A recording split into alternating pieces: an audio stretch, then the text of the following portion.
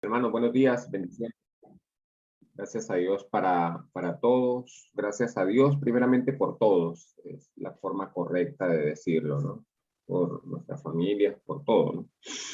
La enseñanza de hoy está basada en el Antiguo Testamento, en el libro de los Salmos. Antes de empezar, quiero compartir unos apuntes interesantes aquí, ¿no?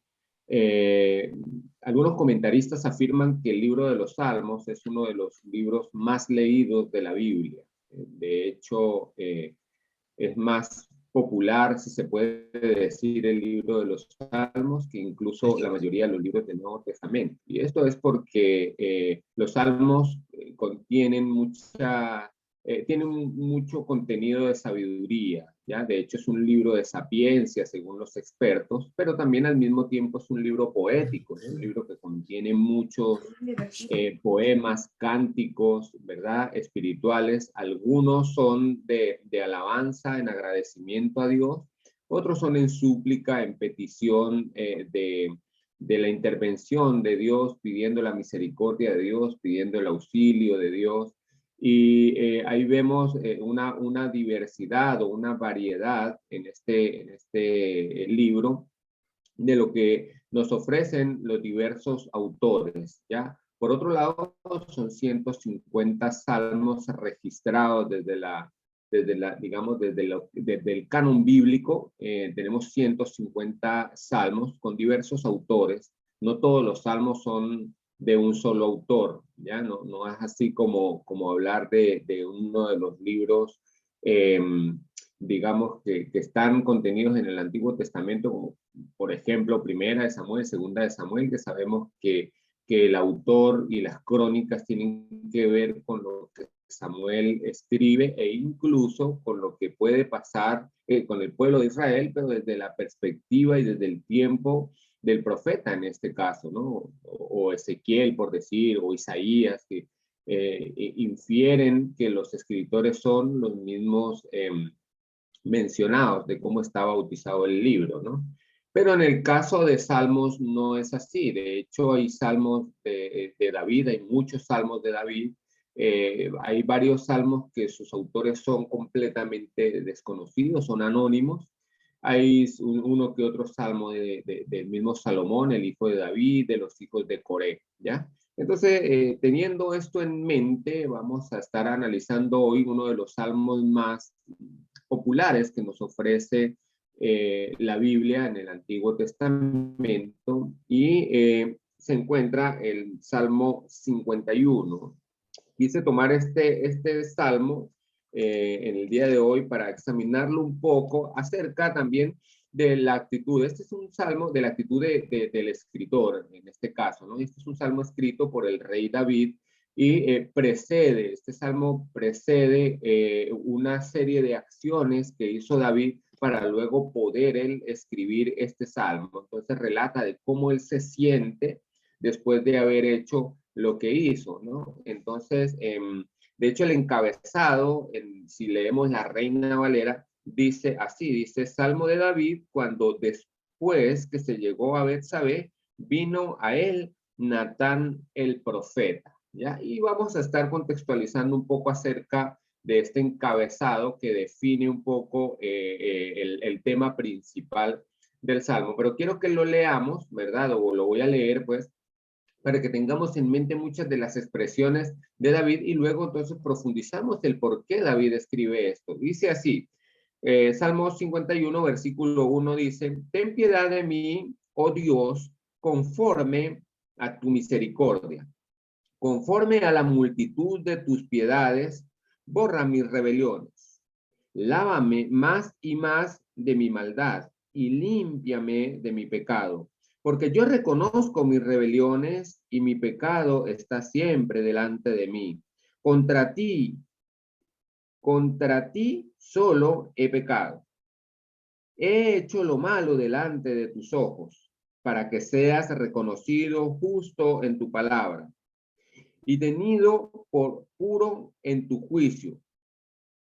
He aquí, en la maldad he sido formado, y en pecado me concibió mi madre. He aquí, tú amas la verdad en lo íntimo, y en lo secreto me has hecho comprender sabiduría. Purifícame con hisopo y seré limpio. Lávame y seré blanco que la nieve, más que la nieve. Hazme oír gozo y alegría, y se recrearán los huesos que has abatido. Esconde tu rostro de mis pecados, borra todas mis maldades. Crea en mí, oh Dios, un limpio corazón y renueva un espíritu recto dentro de mí. No me eches de delante de ti, no quites de mí tu Santo Espíritu. Vuélveme el gozo de tu salvación y espíritu noble me sustente. Entonces enseñaré a los transgresores tus caminos y los pecadores se convertirán a ti. Líbrame de homicidios, oh Dios, Dios de mi salvación. Cantará mi lengua tu justicia. Señor, abre mis labios y publicará mi boca tu alabanza. Porque no quieres sacrificio que yo lo daría. No quieres holocausto. Los sacrificios de Dios son el espíritu quebrantado, al corazón contrito y humillado, no despreciarás tú, oh Jehová. Haz bien con tu benevolencia a Sión, edifica los muros de Jerusalén. Entonces te agradarán los sacrificios de justicia. El holocausto u ofrenda, toda quemada, todo quemado, entonces ofrecerán becerros sobre tu altar. Nos damos cuenta aquí, hermanos, es un salmo que parece más una confesión, ¿no? Y por el contexto, muchos de nosotros, quizás todos conocemos la historia de lo que pasó, pero vamos a darle un poco de contexto literario a esto y vamos a encontrar ahí en el libro de Samuel, en el segundo libro que escribió Samuel, ¿verdad? Desde el capítulo 11, David viene haciendo, digamos, construyendo el motivo por el cual después tiene que acceder o tiene que optar por el arrepentimiento. Y motivado a esto, él escribe el Salmo 51. En el capítulo 11 de Segunda de Samuel, él estaba en un año, digamos, de reposo, sabático, si se puede decir, de descanso el hombre. Muchos eruditos afirman que estaba ocioso. Yo pienso que él estaba descansando. David siempre fue un hombre de guerra. David fue un hombre de luchas, de batallas. Él había tenido bastantes dificultades para llegar a donde estaba en la actualidad de Samuel 11. Para llegar a ese punto, él había pasado por mucho y estaba tomándose su merecido descanso, digámoslo así, sus merecidas vacaciones. Pero vamos a leer un poquito en el capítulo 11, ¿verdad? Para entender cómo llegó David a este punto, a este, digámoslo así, comillas, acorralamiento, que se fijó él mismo, en realidad. Dios lo único que hizo fue mostrarle a él que él mismo se estaba acorralando en su propio pecado. Dice, aconteció al año siguiente, en el tiempo en que salen los reyes a la guerra, que David envió a Joab con él, y con él sus siervos, y a todo Israel, y destruyeron a los amonitas y sitiaron a Rabá, pero David se quedó en Jerusalén. Y sucedió que al día siguiente, al caer la tarde, se levantó David de su lecho y se paseaba sobre el terrado de la casa real. Y vio desde el terrado a una mujer que se estaba bañando, la cual era muy hermosa. Envió a David a preguntar por aquella mujer y le dijeron, aquella mujer es hija de Elián, mujer de Urías Eteo. Y envió David un mensaje y la tomó y vino a él y durmió con ella y luego ella se purificó de su inmundicia y volvió a su casa. Ya estaba el hombre ahí en su palacio real. Estaba descansando, estaba, como dicen los eruditos, de ocioso, mirando lo que no debe estar mirando, poniendo los ojos donde no debe estarlos poniendo, y de repente ve a aquella mujer bañándose. Era la hora de la tarde, y era natural que a esa hora muchas doncellas y mujeres tomaran su baño. Dicen algunos expertos que en ese entonces no todas las casas de Israel tenían los techos completos, solamente las habitaciones donde habitaban. De hecho, ni siquiera las cocinas tenían techos. La gente no tenía para techar toda su casa como hoy en día, ¿no? Entonces, la mayoría de los balnearios, que eran como unos estanques de baño, quedaban en los patios. Y obviamente el Palacio Real quedaba en la parte alta de Jerusalén, y desde ahí pues se alcanzaba a visualizar gran parte de la ciudad, gran parte, digamos, de lo que llamaríamos así como la falda del cerro o del sitio donde estaba el Palacio Real, y desde ahí pues se veía todo. Y bueno, el hombre se levanta, empieza a pasear en su palacio, en su patio real, me imagino con jardines, con cosas, con servidumbre, y se le ocurre quedarse mirando más de la cuenta. Ve a aquella mujer, le gusta, la llama, concibe un pecado con ella. Toma una mujer ajena, porque ya le habían dicho, ella es hija de Eliam, mujer de Urías Eteo. Y no, a él no le importó, sino que, bueno, la llamó y pasó lo que pasó, no lo que tenía que pasar. Hay gente que dice, no, y pasó lo que tenía que pasar. No, no, eso no tenía por qué pasar. Pasó lo que pasó, y David, ahí empieza David a construir su propio acorralamiento. Y ahí en ese momento David tomó la decisión de construir uno de los peores pecados que él ha cometido, o que él cometió, pues. Y bueno, pasa así, y resulta de que después viene Betsabé, se llama esta mujer, y queda embarazada. Y va y le dice a David, y después David intenta solucionarlo como la mayoría de los seres humanos que fallan a Dios intentan solucionar las cosas. ¿Ya? A veces los seres humanos, y es su naturaleza humana, tratamos de intentar remediar las cosas por nuestra propia cuenta, por nuestra propia capacidad, ¿ya? Y el hombre intentó hacerlo, intentó arreglarlo, llamó a Urías el Eteo para que estuviese con su señora, con Betsabé en este caso, y de repente, bueno, no pasará nada. El niño que venía en camino pasara a ser hijo de Urías Eteo. Hay una cosa medio disfrazada, pero no le resultó así. No le resultó así. Resulta de que Urías no quiso ir a estar con su señora, sino que se quedó. De hecho, tanto que David lo sentó en la mesa real, como si fuera un invitado real, lo embriagó y lo mandó a su casa, y aún él todavía se quedó ahí.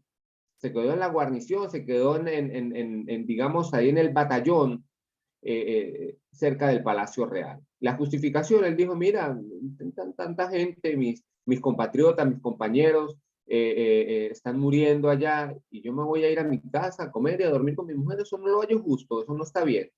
Yo me imagino que eso para David debió haber sido una bofetada, a tal punto que David dijo, bueno, esto no tiene solución, este muchacho no quiere hacer lo que yo le digo, le voy a dar una carta para que entonces se vaya y lo pongan en las líneas de guerra, y después lo dejen solito, y después lo maten, ¿ya?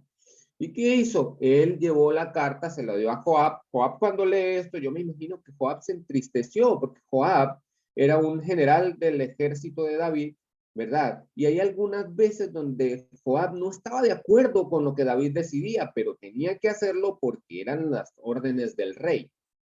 Y resulta de que cuando Joab lee eso, no le queda de otra que hacer lo que David le manda. Lo ponen allá en la primera línea, y cuando vienen entonces a atacar los filisteos, si no estoy mal, ellos retroceden y dejan a Urías solo. Entonces era obvio que iba a ser una baja en este caso. Cuando llegan las noticias a Jerusalén de cómo iba la guerra, le dicen a David, no, bueno, Urías murió. Y él va y trae a Betsabé y la consuela. Yo creo que, mire, yo siempre admiré a David y lo he admirado como rey, como personaje, pero esta parte de David, cada vez que la estudio, tiende a ponerme como de mal genio. Pero en realidad eso no quita que David siguió siendo el rey con el corazón conforme al corazón de Dios. Y lo que hizo después vuelve a ganarse el respeto de alguien, porque nos muestra nuestra parte humana. Los seres humanos podemos fallar, podemos caer, pero quedarnos ahí, eso no es permitido. Hay que levantarse y hay que asumir la responsabilidad, asumir nuestras consecuencias de las decisiones que tomamos. Entonces, ¿qué pasa?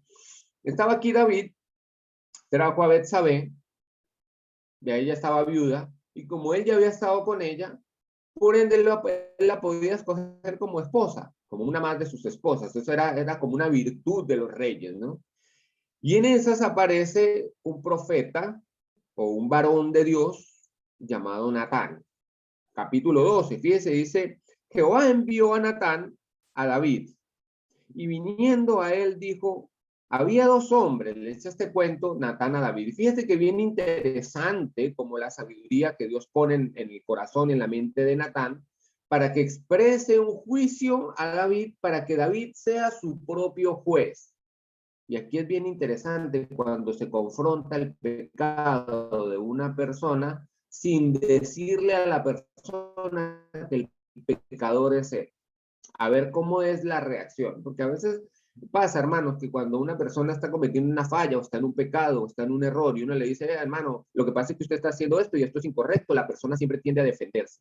Y no solamente se defiende, sino que te ataca a ti también. ¿No? ¿Es que acaso usted nunca ha pecado? O el que esté libre de pecado, que tire la primera piedra. No sé si de repente han escuchado ustedes eso, que se va a redarguir a un hermano y resulta de que termina regañado a uno. Aquí Natán pone, Dios le pone tanta sabiduría a Natán, que Natán le echa este cuento. Dice, había dos hombres en una ciudad, el uno rico y el otro pobre. El rico tenía numerosas ovejas y vacas, pero el pobre tenía no más que una sola corderita. El que había comprado y criado y que había crecido con él y con sus hijos juntamente, comiendo de su bocado y bebiendo de su vaso y durmiendo en su seno, y la tenía como a una hija. Vino uno de camino al hombre rico, y éste no quiso tomar de sus ovejas y de sus vacas para guisar para el caminante que había venido a él, sino que tomó la oveja de aquel hombre pobre y la preparó para aquel que había venido a él. Entonces se encendió el furor de David en gran manera contra aquel hombre y dijo a Natán, vive Jehová que el que tal hizo es digno de muerte y debe pagar la cordera con 4 tantos, porque hizo tal cosa y no tuvo misericordia. Vamos a parar un momentico ahí antes de que Natán le diga la cruda, cruel y despiadada realidad. Resulta de que le echa Natán el cuento a David y David va escuchando el cuento que Natán le está echando, ¿verdad? Sin darse cuenta que esa era una novela de su propia vida. Y el hombre se enciende en ira y emite un juicio muy peligroso, porque dice, vive Jehová. Y resulta que vive Jehová era una expresión que utilizaban los hebreos anteriormente para hacer una promesa prácticamente inquebrantable. ¿Ya? Vive Jehová. Y hay otra expresión que dice, vive el Señor y aún me añada. Es decir, si esto no pasa, prefiero morir. ¿Sí? Entonces dice, y vive Jehová, que este que tal hizo tiene que pagar. Es decir, David se estaba comprometiendo él a hacer pagar a aquel hombre sin saber quién era. ¿Ya? Entonces, Natán quiere poner a David en un puesto donde él mismo sea quien juzgue su propio pecado, quien juzgue su propia condición. No le está viniendo a decir, mira, lo que pasó es que yo estoy aquí porque tú hiciste esto o aquello, porque quizás David, que también era un rey sabio, iba a presentar una defensa de su actitud, de su de su pecado. Y va a decir, no, bueno, lo que pasa es que finalmente yo soy el rey y además, bueno, ¿quién la manda ella a bañarse allá a esas horas y mostrando lo que no debe estar mostrando? La culpa fue de ella, yo estaba quieto, yo estaba en mi palacio relajado. Entonces, ¿qué es lo que pasa? Aquí cuando Natán lo pone en este jaque mate, si se puede decir, si hablamos en términos de ajedrez, él mismo emite un juicio contra sí mismo sin darse cuenta, valga la redundancia. Y fíjense que dice el versículo 7, entonces dijo Natán a David, tú eres aquel hombre. Así ha dicho Jehová, Dios de Israel. Yo te ungí por rey sobre Israel y te libré de la mano de Saúl. Te di la casa de tu señor y las mujeres de tu señor en tu seno. Además, te di la casa de Israel y de Judá. Y como si esto fuera poco, te habría añadido mucho más. ¿Por qué pues tuviste por poco la palabra de Jehová, haciendo lo malo delante de sus ojos? A Urías el Eteo heriste a espada y tomaste por mujer a su mujer y lo mataste con la espada de los hijos de Amón. Yo creo que a David se le tuvo que haber demudado el rostro cuando escuchó esto. Como cuando uno comete un error y uno mismo cae en cuenta que cometió un error, como en Hechos 2, cuando Pedro le dice a los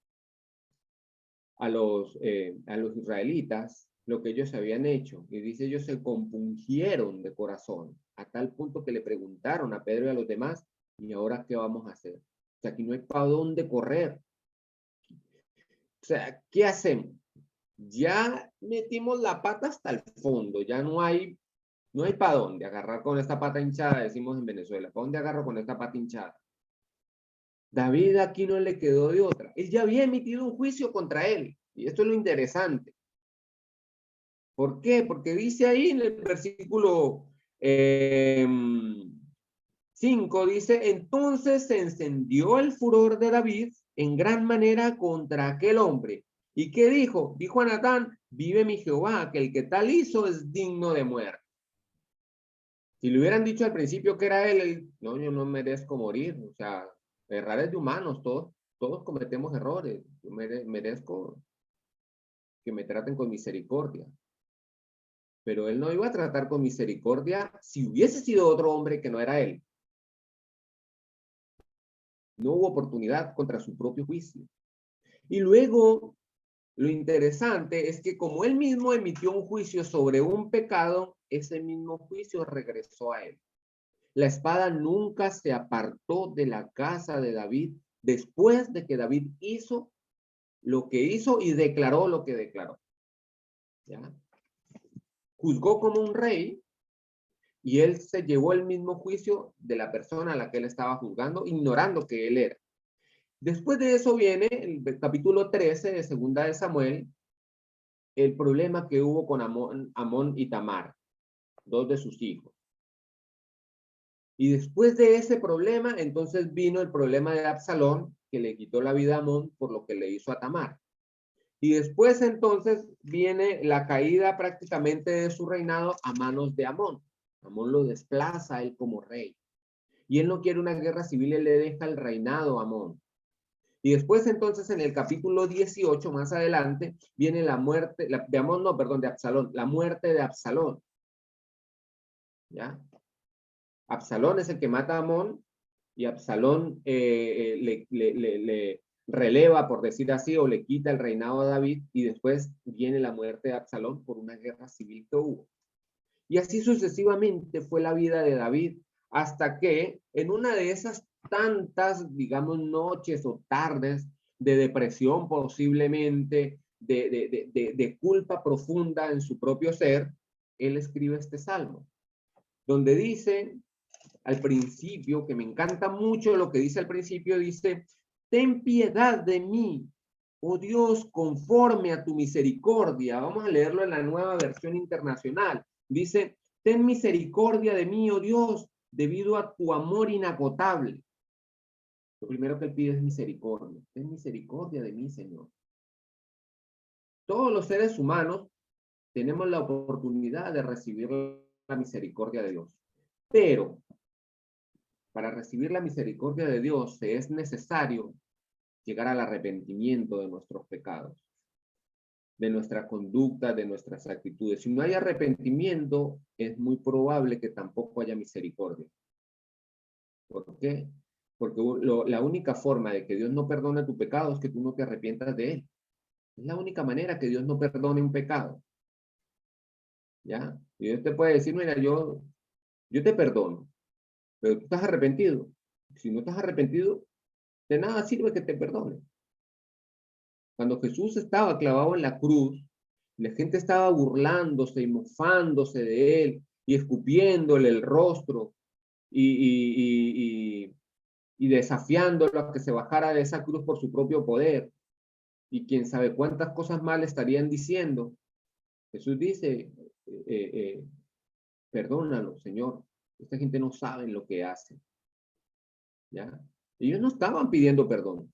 Jesús les estaba otorgando el perdón por lo que le estaban haciendo a él, porque ellos no sabían lo que estaban haciendo. Ellos vinieron a enterarse recién cuando Pedro dio el discurso. Eso ya lo hablamos hace ratito. Cuando Pedro hace ese discurso, es que ellos se vienen a enterar de por qué Jesús les había dicho, perdona a lo que esta gente no sabe lo que hacen. Ahí es donde vienen a enterarse de lo que hicieron. Oh, yo hubiera escuchado esas palabras de Jesús y luego escucho las de Pedro, hubiera dicho con razón, él dijo, perdona a los que no saben lo que hacen, ahora sí sé lo que hicimos. Pero ya no había vuelta atrás, ya Jesús había muerto y había resucitado, gracias a Dios había resucitado. El tema es que aquí David no podía echar el tiempo atrás, no podía resucitar a Urías el Eteo, eso no, ahí le tocaba a David o le tocó a David afrontar las consecuencias de su decisión. Y eso es lo que a veces nosotros, hermanos, no comprendemos. Y quizás nosotros aquí en este grupo no nos pase, pero muchos hermanos en el camino del Señor les pasa. No comprenden la magnitud de las decisiones que toman para luego no entender el porqué de las consecuencias que reciben. Es difícil a veces de explicar. Antes de empezar el servicio estábamos hablando con Sergio acerca de dos hermanos que están en sillas de ruedas. El dolor que están sufriendo en su columna dorsal, vertical, qué sé yo, en la espina dorsal, porque están en sillas de ruedas, están inválidos, lamentablemente por cuestiones de la vida. ¿Ya? Una caída, la hermana tuvo una caída, creo que fue un quinto piso, según lo que Sergio me contó, y bueno, lamentablemente está ahí en sillas de ruedas de hace poco. El otro hermano con una condición un poco más complicada, que no es mi deber contar por qué, pero el hecho es que su condición actual fue producto de su condición anterior. Es decir, una consecuencia de la clase de vida que él llevaba antes. Y quizás el dolor lo que haga es recordarle que él tuvo una vida que lo postró a eso. No lo conozco bien, he escuchado de él, pero he escuchado buenas cosas. Un hombre fiel, entregado, ya mayor, ya está bastante maduro, como 60 y tantos. Pero el punto, hermanos, que quiero rescatar aquí con esto, es que hay una consecuencia que precede a una decisión. David decidió hacer lo malo, y él lo dice ahí en el versículo, perdón, en los siguientes versículos. Dice, porque yo reconozco, dice el versículo 3, porque yo reconozco mis rebeliones y mi pecado está siempre delante de mí. Contra ti solo he pecado. Yo he hecho lo malo delante de tus ojos para que seas reconocido justo en tu palabra. Y he tenido por puro en tu juicio. Entonces, cuando Dios emite este tipo de juicios, hermanos, a pesar de que sean dolorosos, debemos alegrarnos, porque finalmente, si pagamos aquí, Dios nos cobra. Y si Dios nos cobra, pues nosotros pagamos, así de sencillo. Es decir, que no vamos a pagar en la eternidad.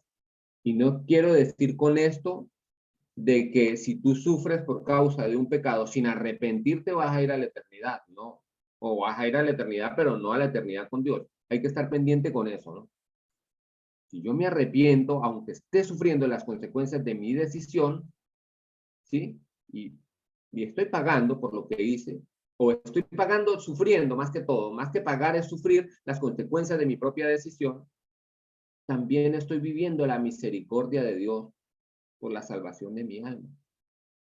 Y esto es algo importante. ¿Por qué? Porque fíjense que vamos a saltarnos aquí, lo que sigue es más o menos una extensiva de lo que David sentía, pero cuando llegamos al versículo 10, que es uno de los himnos de hecho que nosotros cantamos, David hace una petición en esta parte. David dice, crea en mí, oh Dios, un corazón limpio. Significa que el corazón que yo tenía no es un corazón que te beneficie ni que me beneficie. Si yo sigo pensando y sintiendo con el corazón como lo hice cuando tomé la decisión de hacer lo que hice, valga la redundancia, o ponerlo en frases más claras, si yo sigo haciendo este tipo de acciones que hice con Urías al dormir con su señora y luego traerla aquí y mandarlo a matar, en realidad no voy a ir a ninguna parte contigo. Y yo quiero estar contigo. Y para eso necesito un nuevo corazón. Nosotros cantamos un himno que dice, dame un nuevo corazón, Señor, limpio como el cristal, puro como la miel o algo así que dice, dulce como la miel, un corazón que sea como el tuyo.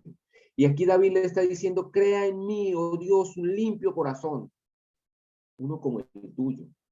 Y quizás a partir de ahí, no estoy 100% seguro, pero quizás a partir de ahí, su corazón se pareció más al corazón de Dios.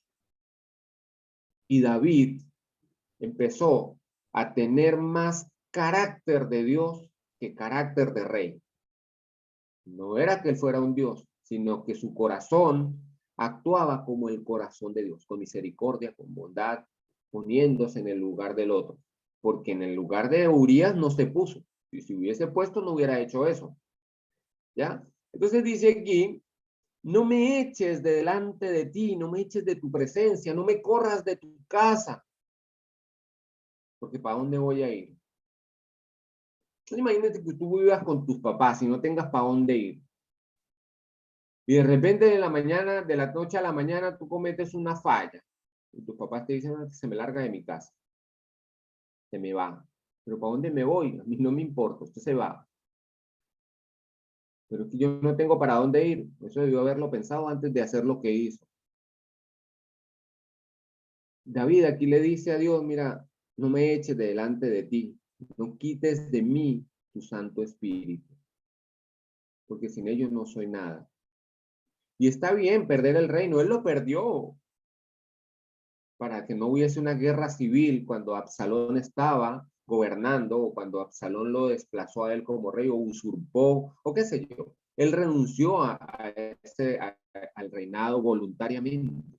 Él no tuvo un confrontamiento contra su hijo por mantener el reino. Él prefirió huir. Primero porque era su hijo. Y segundo, porque él no iba a producir una guerra civil entre hermanos mismos se estuviesen matando. Eso era abominable. Y además, históricamente no era beneficioso. Cuando estudiamos jueces ahorita, que ya prácticamente ese libro creo que terminó en los lunes, entre semana en la mañana, con Café con Dios, nos dimos cuenta, creo que en el último estudio que dio Gustavo, y hablaba de una guerra civil entre hermanos, entre los benjaminitas y los de Israel. Y no dejó nada bueno. La guerra hoy en día de Ucrania y Rusia no deja nada bueno. Las guerras en realidad nunca dejan nada bueno. Se lucran los fabricantes de armas, pero el pueblo sufre. Aquí David prefirió renunciar, ¿verdad? Pero prefirió dejar de ser rey y no que Dios lo corriera de su presencia, que Dios lo echara de su presencia y que le quitara la presencia de Dios de él también, que es el Santo Espíritu, que lo acompañaba, que estaba con él, que le decía lo que tenía y lo que no tenía que hacer. Interesante, porque cuando cometió el pecado que lo llevó a escribir esto, no consultó a Dios, no llamó a los profetas y, mira, quiero consultar a Dios acerca de esto. Siempre que iban a una guerra, consultaban a Dios. Siempre que iban a cualquier campaña o cosa, consultaban a Dios, al arca y todas esas cosas. Y David iba confiado porque Dios siempre le declaraba. Pero cuando fue a cometer esto, le digo, oye, Señor, mira, ¿será que es bueno que yo esté con la mujer del vecino? No, eso no lo consultó. Lo hizo sin consultar. Cosas incorrectas. Usted fíjese que ahí dice, no me eches, Dios mío, en el 11, no me eches de delante de ti, no quites de mí tu Santo Espíritu. Vuélveme el gozo de tu salvación y espíritu noble me sustente. Que yo vuelva a tener otra vez el carácter, la condición que tenía cuando me elegiste, me ungiste como el rey de Israel en el puesto de Saúl, de Saúl, ¿ya? Para ocupar el puesto de Saúl. Dice el versículo 13, entonces enseñaré a los transgresores tus caminos y los pecadores se convertirán a ti. Líbrame de homicidios, oh Dios, Dios de mi salvación. Cantará mi lengua tu justicia. Señor, abre mis labios y publicará mi boca tu alabanza. Porque no quieres sacrificio que yo te daría, no quieres holocausto. Los sacrificios de Dios son el espíritu quebrantado, el corazón contrito y humillado. No despreciarás tú, oh Dios. ¿Se dan cuenta? Corazón contrito y humillado, el espíritu quebrantado. Esas son las cosas que agradan a Dios cuando nosotros nos encontramos o cuando algún hermano se encuentre en alguna situación de pecado, separado de Dios. Y hablarle con esta dulzura, porque fíjense que dice, líbrame de homicidios, oh Dios mío, Dios de mi salvación. ¿Y qué va a pasar? Cantará mi lengua tu justicia. Dios es justo, misericordioso. Dios me ama y me permite tener la oportunidad de arrepentirme y de remediar las cosas. ¿Que voy a sufrir las consecuencias, a vivir con ellas? Sí, quizás sí. Eso puede pasar. Que cada vez que mire hacia un lado o hacia el otro, posiblemente me recuerde mi pecado, eso va a pasar. Pero cada vez que mire cara a cara a Dios, me voy a recordar de que Él me perdonó, que tuvo misericordia de mí. Y a veces nuestra tarea, hermanos, es transmitir esto, transmitir la misericordia de Dios a los que están digamos, en esta situación. Y más allá de transmitir la misericordia de Dios, porque es una bendición, ¿verdad? Ponernos en el puesto de esas personas. Porque fíjate, Natán no vino señalando a David con el dedo. Natán hizo que el mismo David se señalara a él. Que lo confrontó contra su propio pecado, a tal punto de que el pecado de David le pareció abominable al mismo David cuando se lo narraron en tercera persona. Se lo narraron utilizando una parábola, si se puede decir así. Entonces es una bendición, hermano, la misericordia de Dios y entender que el perdón es una necesidad cuando nuestra espiritualidad quizás nosotros la estamos abandonando. Y transmitir eso a los que estén en caminos verdes, como decimos por ahí, ¿no? Se han salido un poco de la vía. Yo una vez creo que hablaba de eso en un en vivo que grabé en Facebook, de desviarse o perderse. La gente no se pierde porque cuando Dios quiere que la gente se pierda, que no, Dios no va a querer que nadie se pierda, pero cuando Dios deja que la gente se pierda es porque la gente misma decide perderse y no deciden buscar a Dios.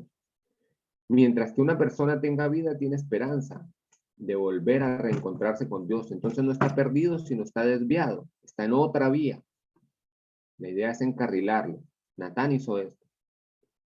Confrontó a David. A través de la sabiduría que Dios le dio, claro que sí. ¿Quién sabe cuánto oró Natán para que Dios le diera estas palabras y pudiese el mismo David entender que había dejado su camino, que se había descarrilado, que se había desviado? Hay muchos hermanos en el mundo así, hermanos de la iglesia de Cristo, posiblemente familiares nuestros directos, Entonces, ahí es donde está nuestro trabajo, hermano.